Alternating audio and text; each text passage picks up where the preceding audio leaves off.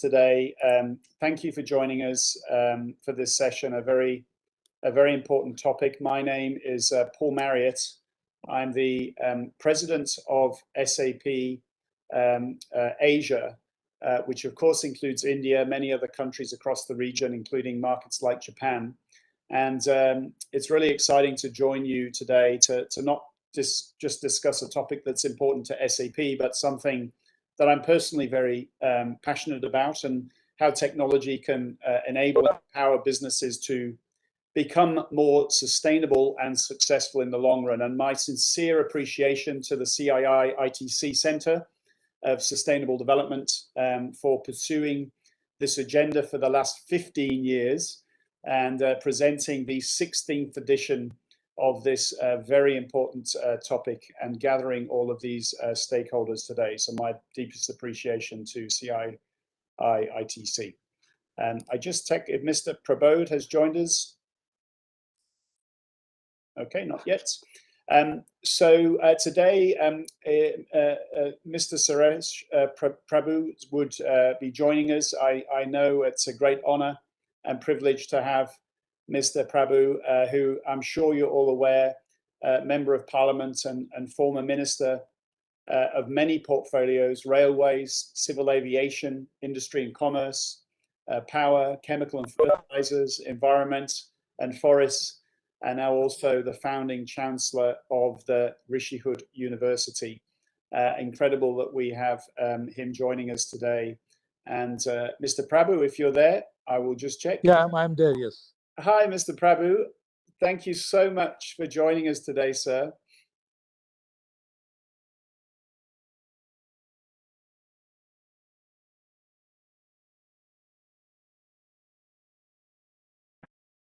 I have a feeling there is a bandwidth issue at his end, Paul. So yeah, perhaps I'll keep going.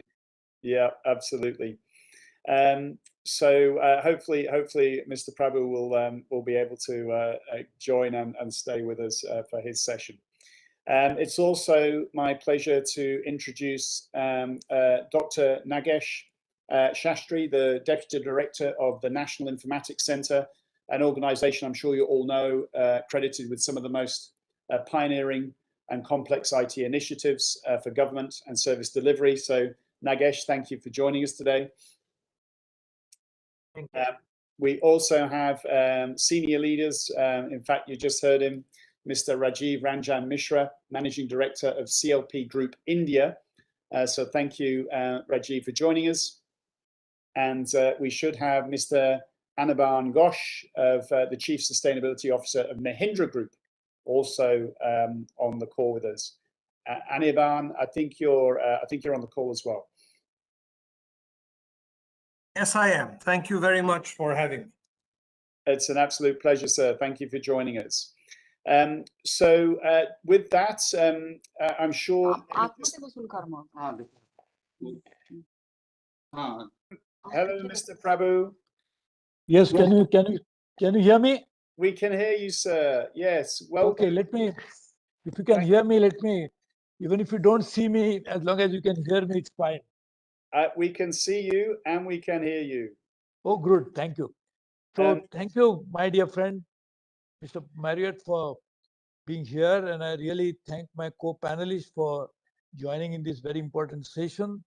And I, of course, thank the CII for organizing this event, which they do it annually without fail.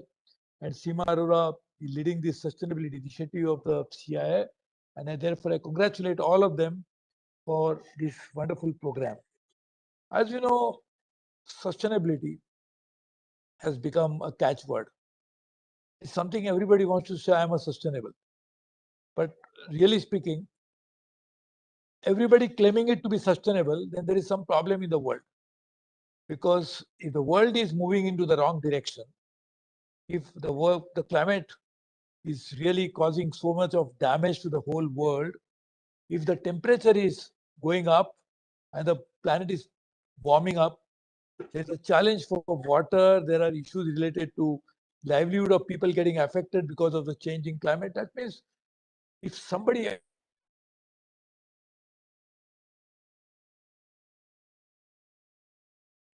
lost him.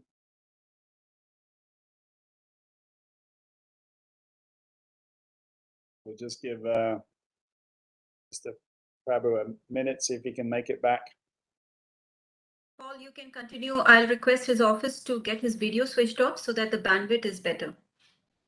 Yeah, okay, makes sense. Makes sense. As soon as he comes back on, everybody will make sure we bring him straight back in. But I think, as Mr. Prabhu was saying, it's very clear that as you read day to day, that the impact on the environment and the challenge of climate change, plastics in the oceans, can no longer be ignored.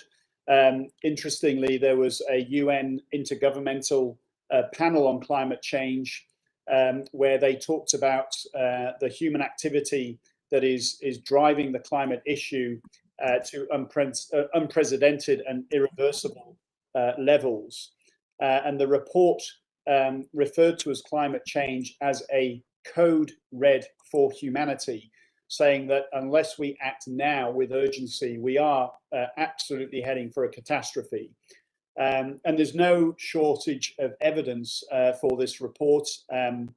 If you look at the amount of carbon dioxide in the Earth's atmosphere, it's at levels, it's at its highest level in more than 4 million years.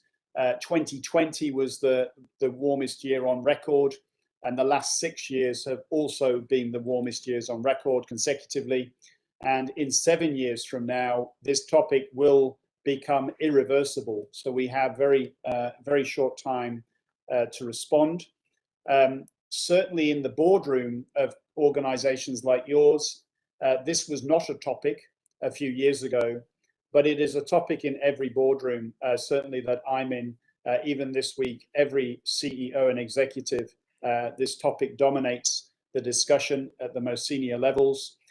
Investors are integrating ESG into their investment decisions. We see on stock exchanges increasing numbers of sustainability indexes driving green investment, green funding. Consumers are choosing more sustainable products, and employees are starting to make choices about their employer based on their sustainability responsibility.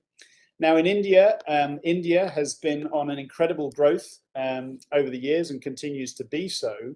But unfortunately, that growth also means that it is the third world's biggest carbon emitter after China and the US.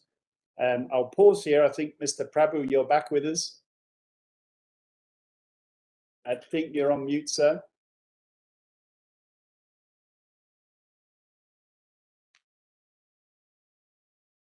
Prabhu, your audio is on mute. Can you hear me? Yes, we can hear you now. Okay. So I know there is some technical issue, so I really sorry about it. But let me congratulate once again the CII, SEMA, and all of you for joining in this program and try to work on sustainability issues. I was saying a little earlier that if everybody was sustainable, that there should not be any problem for the world, but the world is facing so many problems.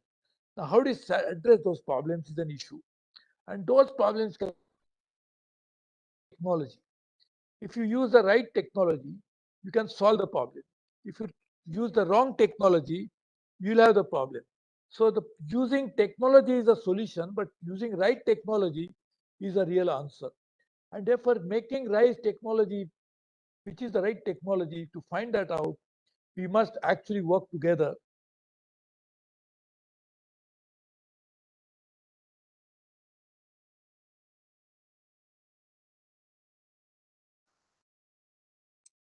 I think for the organizing team, perhaps while we won't be able to see Mr. Prabhu, perhaps he turns his video off. Might be better just voice, if you can get him back.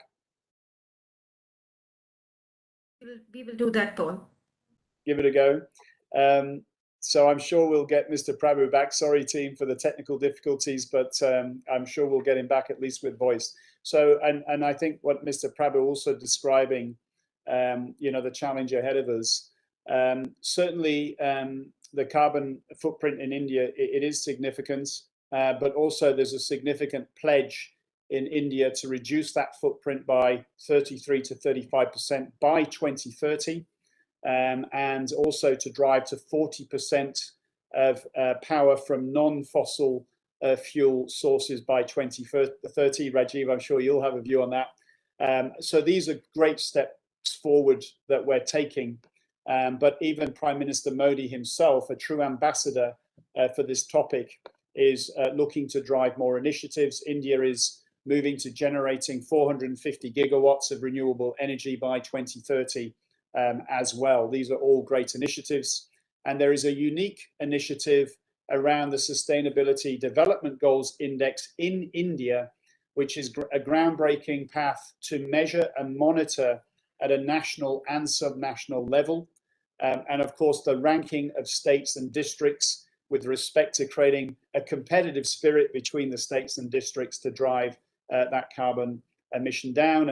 And lastly, the drive around the business responsibility and sustainability reporting for the top 1,000 listed companies from a market capitalization perspective in reporting their sustainability position, I think is another fantastic example of what is happening in the Indian nation. Now, as Mr. Prabhu alluded to, the role of technology plays a significant part here, and the partnership between government and industry to use technology to address these needs is very much where SAP is motivated to play a role. We want to be both an exemplar as well as an enabler. My vision is to empower a sustainable future for India and for Asia. And as an exemplar, SAP has been working on this agenda for over 10 years. And we recently accelerated our carbon neutrality target to 2023. So just 2 years from now, SAP globally will hit carbon neutrality.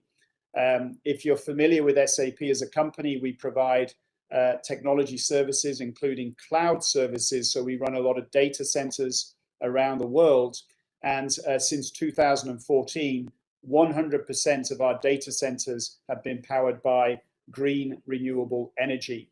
If you follow the Dow Jones Sustainability Index in our industry, we have been the #1 most sustainable company for the last 4 years. So internally, as a company, we're very committed.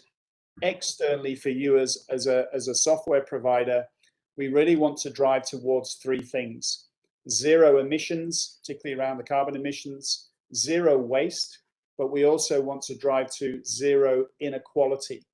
If I take each of those 3 things and briefly describe what we're doing. In terms of 0 emissions, you can't, I think we,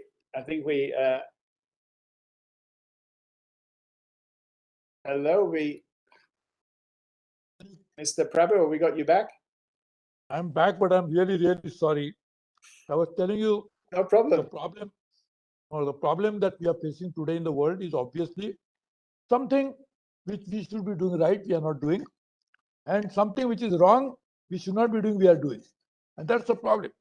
And the problem, therefore, can be addressed by using a right technologies for using our day-to-day life. We cannot avoid technology. It's not possible anymore for anybody. And there are new emerging technologies which are coming up, whether it is IoT, whether it is related to artificial intelligence and many other. So use the technology, but use the right technology. And then how do you know which is the right technology, which is the wrong technology? Once you use it, you have the ill effect, then you can see it. But why to make commit a mistake to begin with by using a wrong technology and wait for the wrong thing to happen? So using our own intelligence, our own wisdom. Technology is developed through intelligence, but use your wisdom, which is more important. And using wisdom to decide which is the right technology can actually address the problem. As we have seen, the human beings have lived on this planet for billions of years. And they have been using some technology, whether hand tools or using fire is a technology that they developed over a period of time. But they always believed in living in harmony with nature. They destroyed nature a bit, quite a bit actually. But despite destroying it, they also knew the limitation of just using their technology not in such a way that they will cause destruction fully.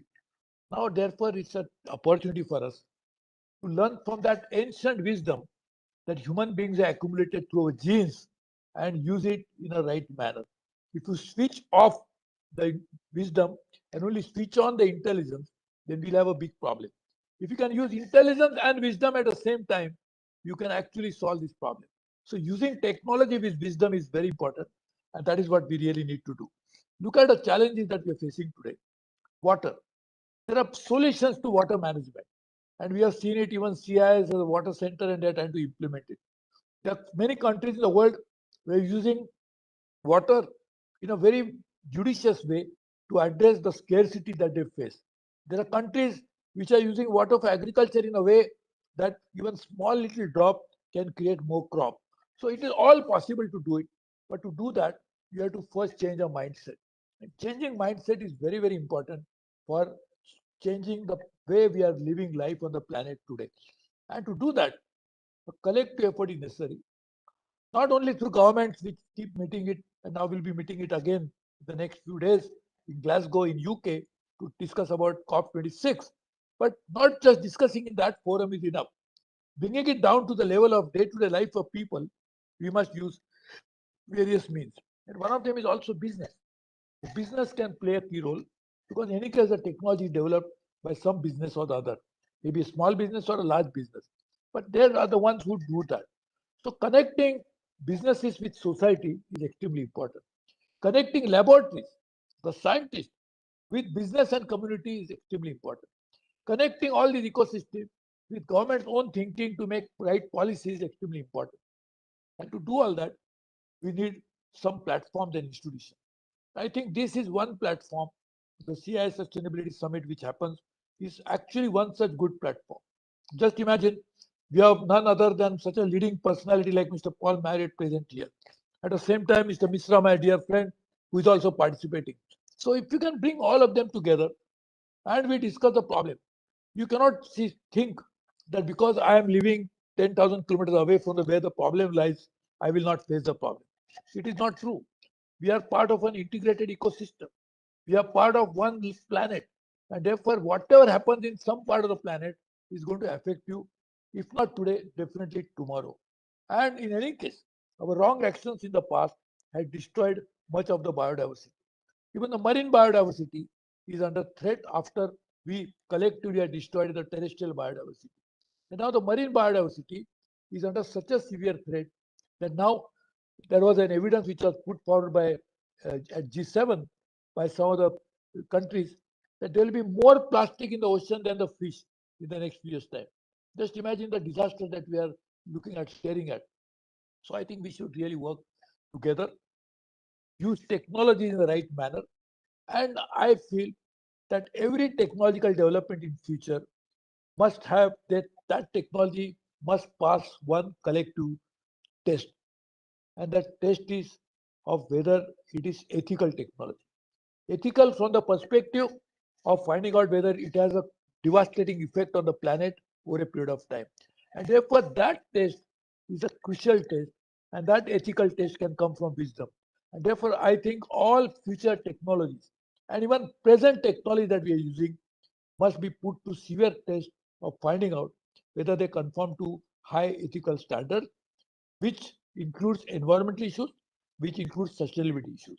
Otherwise, we can keep claiming that I am the most sustainable company, I'm the most sustainable individual, I'm the most sustainable society, I'm the most sustainable country. But if that test is not passed, whether that sustainability results into better quality of life for people, that means we are not sustainable.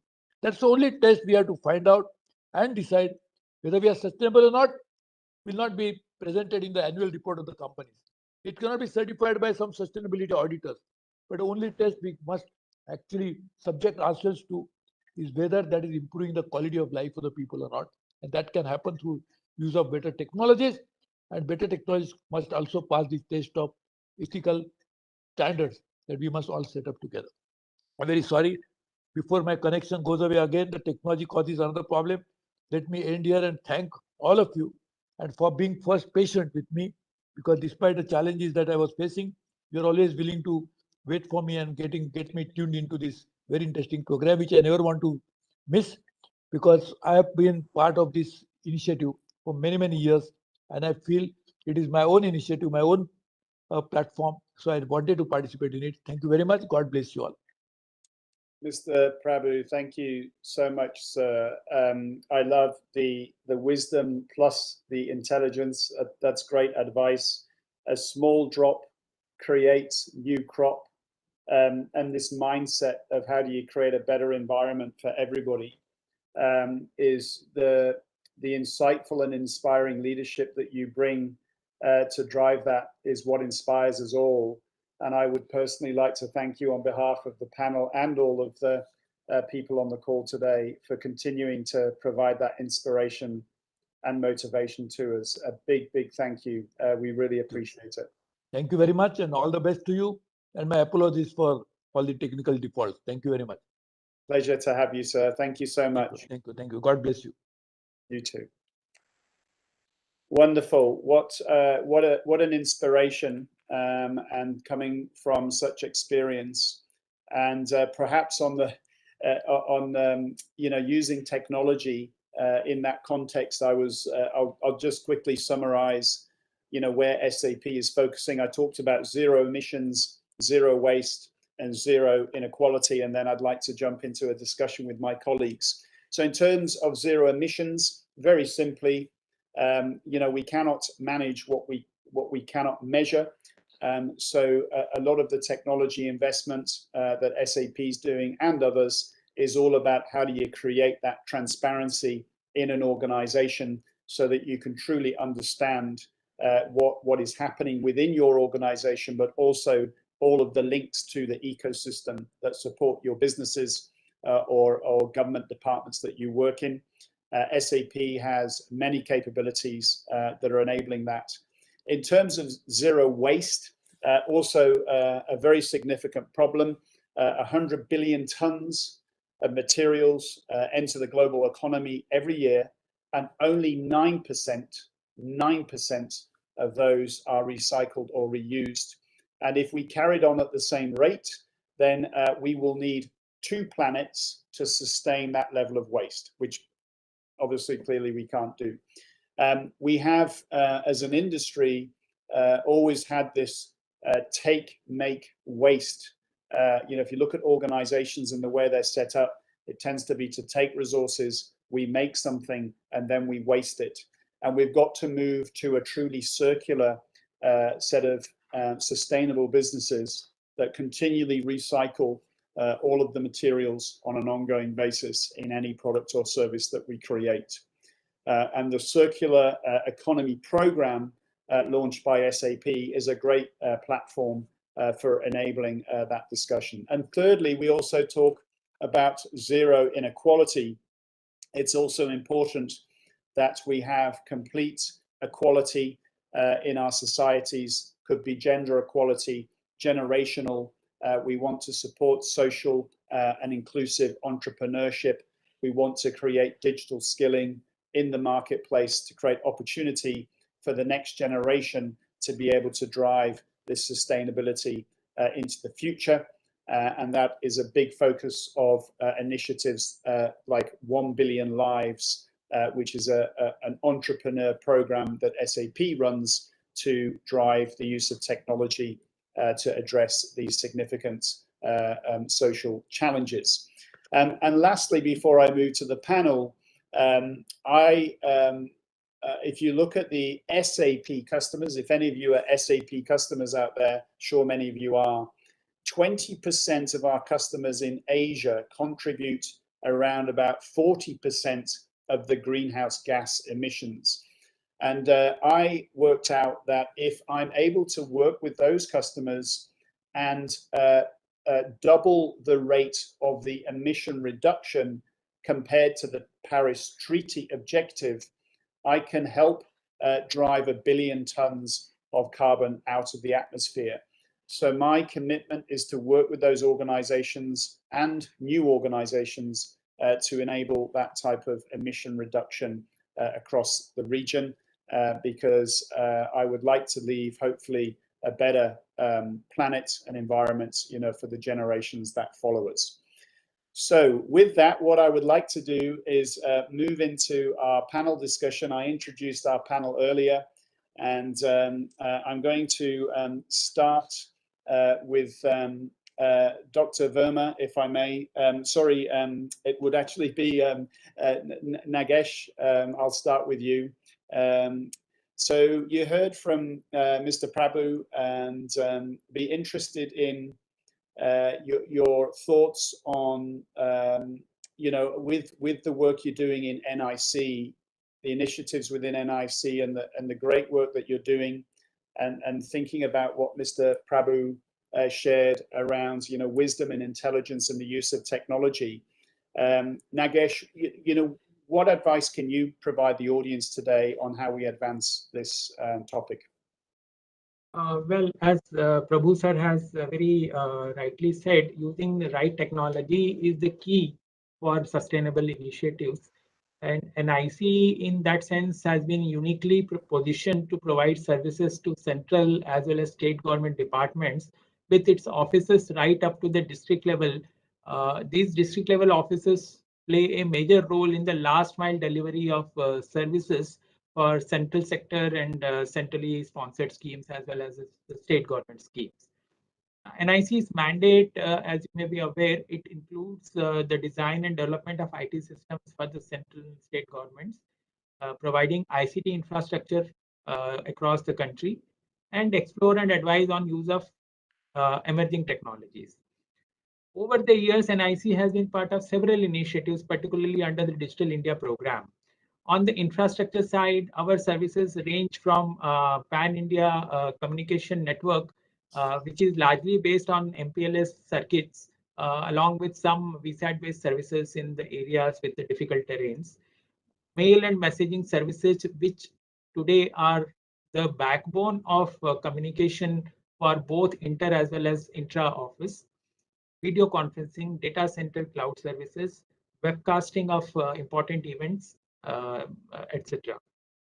On the application side, also NIC has been collaborating with the central as well as state government departments for many of the flagship programs. Many of these, because digitalization per se also is something which leads to reduction of paper usage. So in that sense, NIC has been playing a major role for sustaining sustainable services.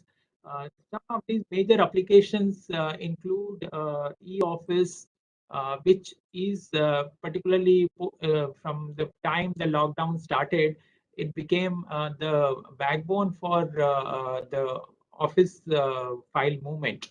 And whether it is intra or inter-office movement of files is largely being carried out through e-office. Similarly, for the facilitating digital payment, public financial management is the platform through which the government is making all the payments to including the DBT beneficiaries as well as other category of users such as employees or vendors, so on. And then there are applications such as one nation, one ration card, e-way bill and e-invoice, again, which lead to reduction in usage of paper. These are some of very successful projects. E-Vahan, in fact, recently you may have come across newspaper reports where the Delhi government has introduced faceless services, which has reduced the visits to the license offices or the RTOs. So again, by introducing these kind of faceless services, NIC is also playing a major role in reducing the movement of the people and consequently the vehicular movement also on the roads. During the COVID period also, NIC has been contributing to develop IT solutions for combating the pandemic. And most notable amongst these include Arogya Setu app, the RT-PCR app to capture the details of the testing being carried out on the affected people, e-pass system in various states for facilitating the movement of citizens. Most of these applications are related to COVID management were developed in very short time frame, and these were very extensively used by various government offices. And apart from this, the resilience part, because NIC services are made in a manner that or designed in a manner that they continue to provide resilient services, because our data centers are spread across the country, with national data centers providing the robustness and the resilience in the services. Our services are available round the clock on 24/7 basis, whether it is the infrastructure related to mail and messaging or video conferencing, or the applications. These continue to be available on 24/7 basis to all the users. So apart from these, there are certain other applications which NIC has developed, particularly in the environment forest domain also. The most important of these being the Parivesh, which is a single window integrated environment management system for various kind of clearances. The clearances include the environment forest, wildlife, coastal regulation zone clearances. So this is one of the flagship applications for Environment and Forest Ministry. Similarly, soil health card for indicating the nutrient status of the soil, which are issued to farmers every 2 years. The purpose of this program to help in retention of nutrients in the soil and in the farming land. This is also integrated with one of the large applications, which is e-Urvarak, and an end-to-end supply chain management system for fertilizer distribution. So it also helps in providing the recommendation with respect to usage of fertilizers to the farmers. Similarly, some such initiatives have also been taken for facilitating the working of National Green Tribunal and Jal Jeevan Mission. These are some of the important initiatives which NIC has taken for providing services in the areas to promote sustainable growth. Thank you. Dr. Nagesh, an impressive list. You know, everything from the e-office, the digital payments, the one national card, e-invoicing. I love the agri examples there of providing that supply chain visibility. You know, for you know, around the fertilizers, and many more great examples. So thank you for contributing so significantly, and we look forward to continue to partner and work with you. Perhaps I might just switch to my other colleagues here. The theme today is very much about building resiliency through technology, and Rajiv and Anirban, you're both very experienced in your respective industries at doing this. Perhaps Rajiv, I'll ask you to start first on what's your view of building resilience through technology at CLP? Thanks so much, Paul. First and foremost, I'm humbled in the company of such eminent people. We are a very small, relatively company in India, held jointly by the CLP Group of Hong Kong and CDPQ of Canada. My remarks would be restricted to how I see things in my sector in the country. So it's India, it's electricity, and then a little bit about our individual efforts in this field. So just starting about, you know, role of technology in driving transformation. The obvious one, and obviously in the backdrop, we have to keep the SDGs 7 and 9 and 12 and 13.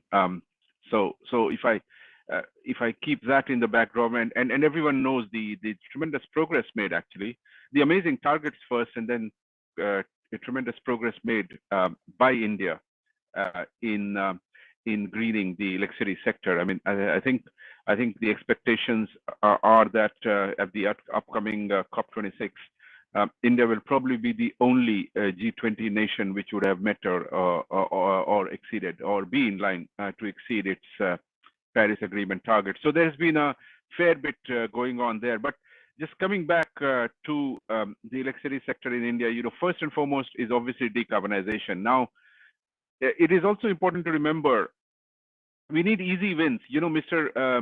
Prabhu said about how if all of us were doing such great jobs as we all claim we are, and yet the world is moving to this, we saw the latest IGCC assessment, then something is missing. We better admit that we are not, because that would be quite a dangerous thing to be. So, if you look at decarbonization, it's important to remember electricity consumes or constitutes only about 20% of the energy used. Yeah, this is worldwide figure, not only for India, and therefore, it's the easiest way for us to progress this by use of technology is just mere electrification. A couple of sectors that come to my mind. We have had now electricity reach every village in India, which is amazing. We have had a big push for replacing burning, wood and coal in the rural households by linking them with supply of gas, cooking gas, under the various schemes of the government. But just starting with the urban centers, replacing gas with electric cooking. In the field of mobility, Anirban works for a group which is in the mobility sector, so I will not say something which he will later on prove that I was wrong, but he's a good friend, he'll be polite. But data tells us that probably in three-wheelers, the cost curve has already crossed. If you go electric, I'm talking India, you'll actually cheaper than going fossil.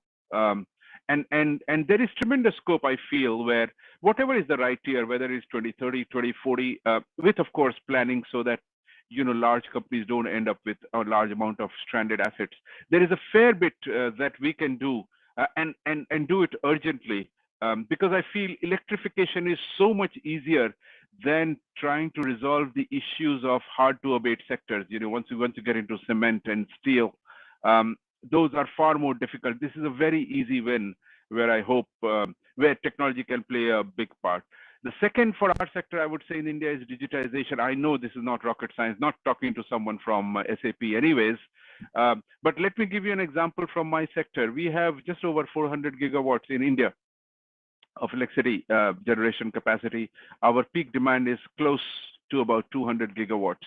Now, by simply using an active management of our demand, we have no demand side intervention, or not many anyways. Time of the day tariff, where you encourage people to use electricity at certain time, and not because quite frankly, we also have 200 gigawatt of coal-fired generation capacity. And some estimates that I have seen, and I'm no expert, but I certainly work in the sector, is that with the same amount of coal-fired generation capacity, we can actually go up by use of demand-side digital technologies.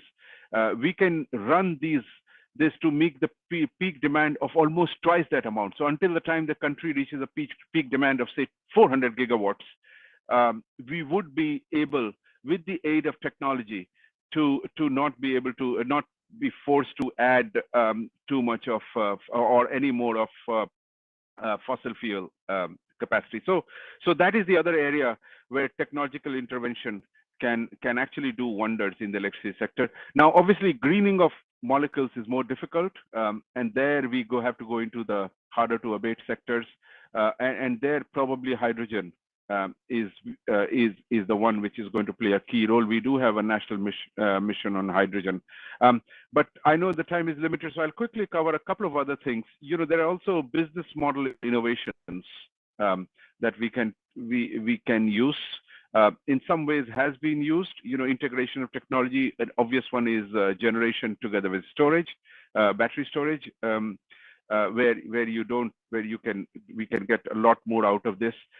Some community behavior things, shared battery infrastructure, prosumers, a lot of these things which through the use of technology can, if you like, help us get a lot more bang out of the carbon buck that we already have, rather than continue to build polluting coal-fired power plants. And similar will be the stage with integrating various energy vectors, electricity, heating, cooling, mobility, that I've kind of already talked about. Finally, a little bit about CLP India and what we are doing in these fields. With due humility, I repeat, in terms of our operating assets, we have both renewables and historical thermal one. We obviously are using the central monitoring facility to remotely monitor the operations of all our renewable assets. We have trialed and we also use trackers to improve the output of our solar assets. We have trialed, we haven't yet chosen the final one, but various technologies for waterless cleaning of the solar panels, robotic cleaning. We are actively using drones to monitor the performance of our wind farms again. For our thermal assets, there I can afford to be slightly less humble. Our coal-fired power plant is the cleanest one by far in the entire northern India. It's the only one which has FGD, has double filters and several others features, including low NOx burners, which is really made it the absolute cleanest. There are some other initiatives on governance terms. We will hopefully soon be announcing science-based targets. I mean, we want to go beyond just ourselves. We want to look at our suppliers. We want to look at, scope 2, scope 3. We hope we have a digitalization, and it might make you feel that I'm in kindergarten, Paul, compared to your organization, but we hope to have a paperless office next year, except the papers which the government requires by design. Some of them you have to, but for all of our internal use. And finally, diversity and inclusion.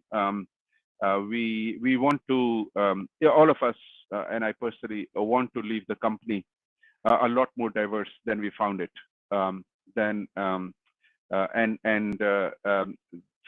me personally, that has been a passion. So which I hope to leave something behind for my colleagues on which they can build on.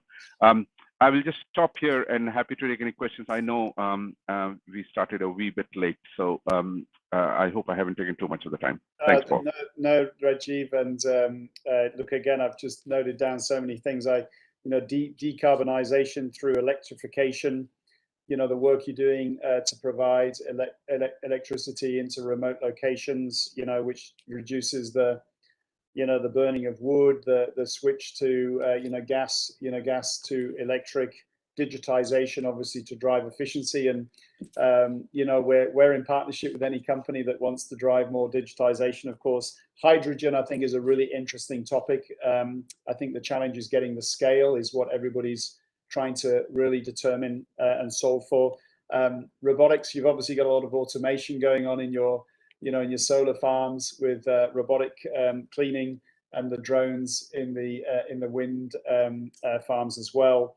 And you led us, and of course diversity and inclusion. I agree. You've got to get the inclusion and drive that diversity. I think in an organization to get the best innovation. But you mentioned science-based targets, and Anirban, I think that's a perfect segue into Mahindra Group, and I know that you're very active around science-based targets and these initiatives to integrate sustainability across a business, to drive that at scale, again using technology.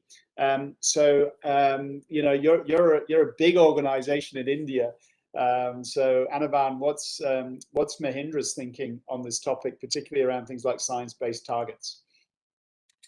Thank you for the question, Paul. Science-based targets actually have a very interesting perspective. Before they came along, many organizations around the world were implementing different kinds of sustainability projects, and there were plenty of best practices to share. But it was very difficult to answer the question that, are we doing enough? Is the scale of our work aligned with the goals that we have to achieve as per the Paris Agreement? So it was not very easy to answer that question because there was really no measure of what was considered enough. One logical way of looking at it was to aim to be carbon neutral. But when science-based targets came along, it was a pathway for emission reduction consistent with the Paris Agreement over a period of 15 or 16 years' time, depending on when you signed the science-based target. That's how we looked at these targets, because it told us that if you are able to follow that pathway, you can credibly say that you are making enough of a contribution for the achievement of the Paris goals. And we thought that is, well, that's almost inevitable. You just have to do it.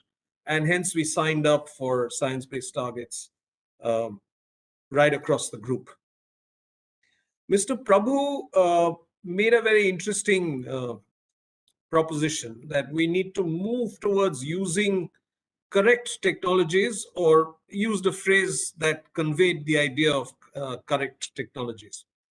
So it's worth stepping back and asking the question, what are correct technologies really? And all the technologies that we keep talking about, what is common to all of them? Well, when humankind got going on its technological journey, by a quirk of by an accident, shall we say, we kept doing things, all of which would cause emissions. We used energy sources that would lead to emissions, and therefore one of the inadvertent consequences of the whole thing was climate change and the accumulation of carbon dioxide in the atmosphere. So the common thing in correct technology, I guess, would be low carbon technology. I don't think I can go forward and say no carbon technology, because I don't think we've got there as of now. Now, making a transition to low carbon technology opens up a lot of opportunities, many of which have been mentioned already. But let me look at these technologies from the lens of where they are in terms of economic feasibility. In fact, from a solution perspective, as Rajiv was speaking about electrifying, of converting the source of energy to electricity, I was reminded of the Mission Possible report, which is best summarized by saying, electrify everything and decarbonize electricity. A very simple mantra. And look for ways by which you could electrify everything and decarbonize electricity. But there's another step, and that step is to figure out ways of increasing the efficiency of electricity used. 10 years ago, we did not have the technologies to enhance efficiency of electricity use as much as we do now. You'll be happy to know that one of our businesses was able to double energy productivity in a period of 4 years. When the program gave us something like 25 years to double energy productivity. Now, it is only possible because there are technologies available today to be able to do that. In fact, I would say that energy productivity technologies pay for themselves. They're available now and are ready for mass adoption. The situation with renewable energy is pretty much similar. If the policies don't get in the way, I don't think any of us will hesitate in adding as much renewable energy to our portfolio as we possibly can, because it is economically feasible today and there is no reason to wait. But there are technologies which are not completely economically feasible yet, but are getting there. So we can see early innovators getting going. We can see early businesses getting going. One, of course, is the area of electric mobility. And as Rajiv mentioned, in the space of electric mobility, three-wheelers are pretty much there from an economic feasibility perspective. There is absolutely no reason why you should buy a fossil fuel powered three-wheeler anymore, right? Because the electric three-wheelers are completely economically feasible and serve the purpose for which they are built. In fact, yesterday in another conversation, I discovered that the electric three-wheelers that we are building for just a few months now have already covered 35 million kilometers in their cumulative life. And that's the pace at which we are moving to electric mobility, especially in the last mile mobility space. And then there are technologies which also have been mentioned today, which are quite some distance from becoming economically feasible. But we know that these technologies must become economically feasible if we have to get to net zero. There is a large portfolio. We have the ones that we talk about the most are, say, clean hydrogen, which then can lead to clean steel and clean aluminium and green cement and so on. In fact, even though renewable energy is already economically feasible, sometimes I wonder if we are able to break out of this business of solar panels and the need for land and have access to flexible solar films, which can be put up anywhere, and whose trade-off in terms of ability to convert solar power to energy and the cost at which we get the solar film is in the positive direction, we would possibly end up creating another revolution in renewable energy of a size that we can't even imagine at this point in time. Now, these are the ones that we're discussing today. In many ways, these are core sets of technologies, core technologies that will take us, say, 30%, 40%, 50% ahead in our low carbon journey. The role I see of things like IoT and other technologies in the electronic space is that of being a force multiplier. We work so hard to do green buildings, which consume about 30 or 35% less energy than a regular building. And then I get to hear of other green buildings which are using IoT and energy management services who've been able to increase energy efficiency to 75%. And that's the kind of force multiplier that IoT and other electronic technologies can be. We heard in great detail from Mr. Shashtri about of the benefits of a technologically enabled life, of going through regular things in life using technological solutions. Each of these have either a direct effect on emissions through energy or a second order or a third order effect on emissions through the use of energy. And all of them will come together not only to transform our lives as we move in a low carbon path, but also completely transform industry, transform the way we live, and transform the industries that we are all a part of. So if we look ahead 20 or 30 years from now, the industrial landscape will be very different from what it is today. The technologies used will be very different from what it is today. And hopefully it will happen at a scale large enough for us to become net zero in time. Thank you for your patient listening, Paul. Anirban, wonderful. Again, I love the way you started, right? Are we doing enough? And it sounds like you constantly challenge yourself, to use the science-based targets to create that baseline and then continually see how you improve on an ongoing basis. I think that's great advice. And I really like the way that you classified the technology. You're right, increasing the electricity efficiency and looking at how you get, more productivity from the same amount of electricity. Very interesting data points on, your perspective on economic feasibility. The three-wheelers clearly now at a point where they're more sustainable than the old tech. I make sure I get on one of those when I next get to India. I haven't had the chance to come for a long time, but I will certainly make sure I try one when I'm next there.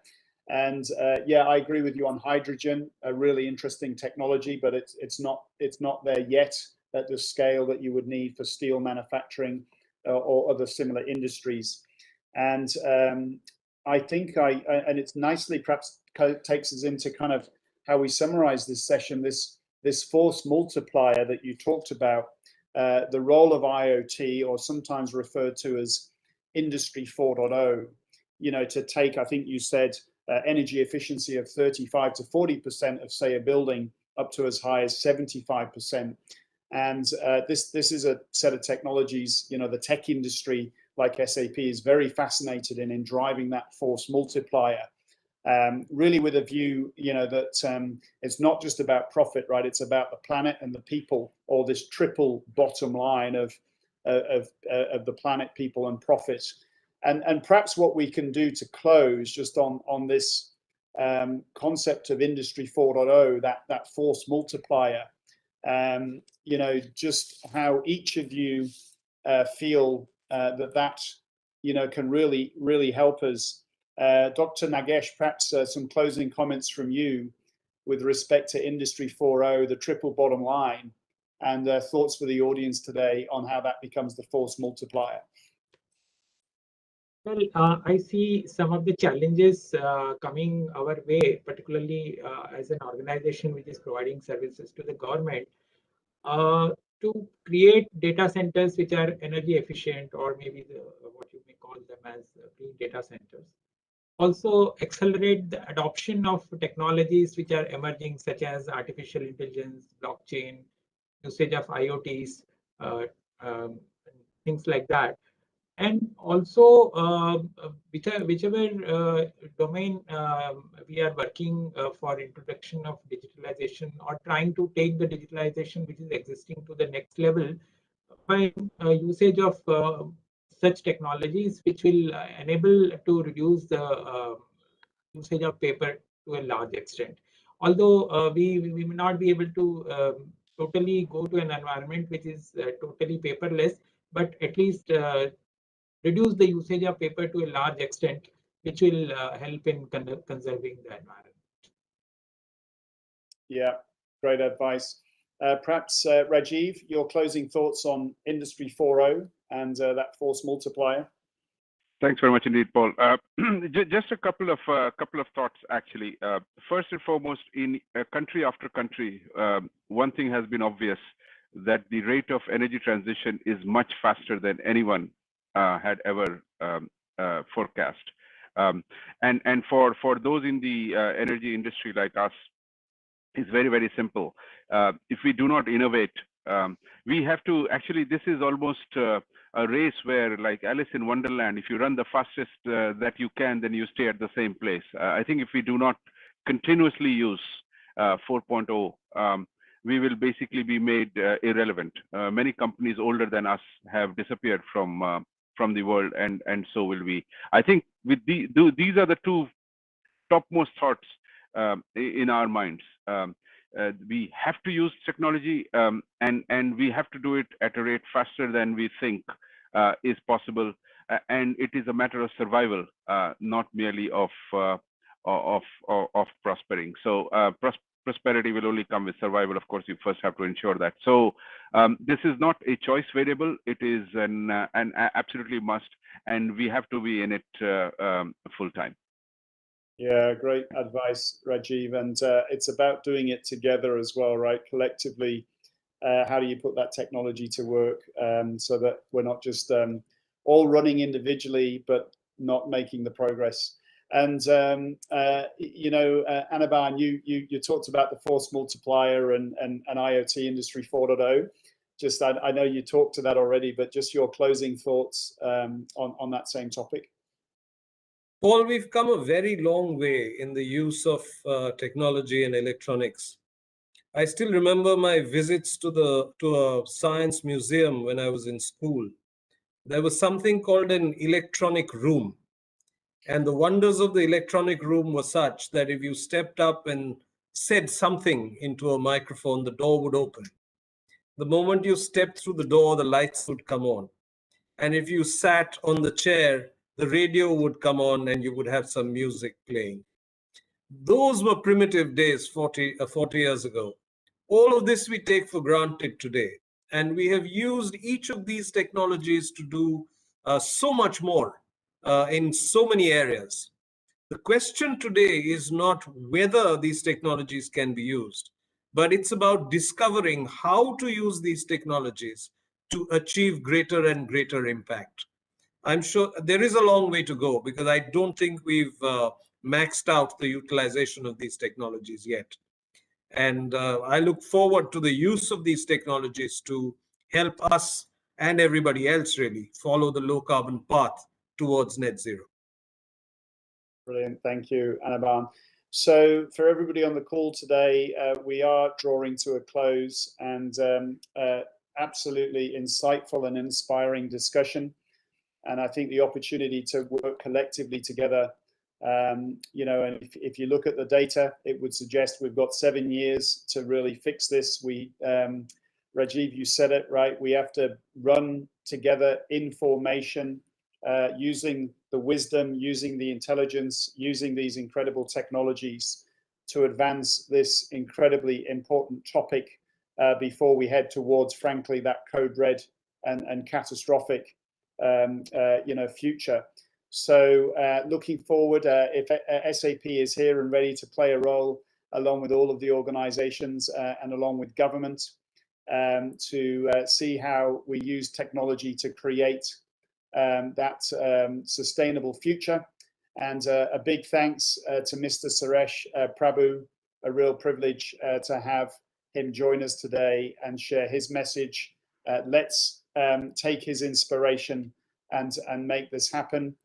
Also to Rajiv Mishra, thank you for joining us from CLP, for Anirban Ghosh from Mahindra, and also Dr. Nagesh Shashtri also for joining us. Fantastic discussion.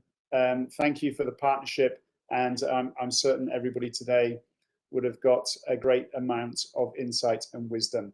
That's the end of this session. Thank you for joining us, and look forward to working on that sustainable future together. Thank you to everybody. Thanks, Paul. Thanks very much indeed. Bye-bye.